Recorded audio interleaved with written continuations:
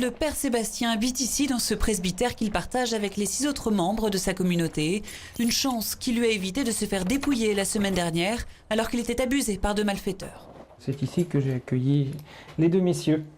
Leur objectif était d'aller jusqu'à la caisse et de tout emporter. Si j'avais été seul, je n'aurais pas pu résister longtemps.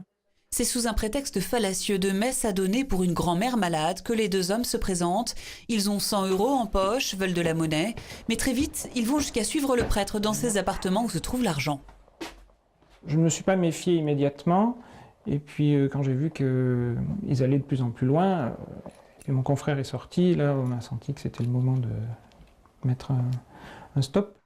L'arnaque, il la raconte dans un mail pour avertir les autres paroisses du diocèse, comme le font les prêtres depuis plusieurs années à l'initiative de l'évêché.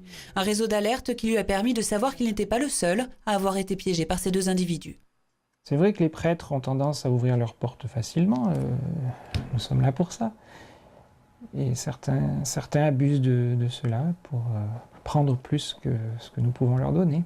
Et ces larcins se multiplient. Hier, 4 individus ont été mis en examen par le parquet de Périgueux pour abus de faiblesse caractérisé, vol et escroquerie. Ils auraient soutiré jusqu'à 40 000 € à des prêtres âgés isolés et sont aujourd'hui placés sous contrôle judiciaire. Le garage du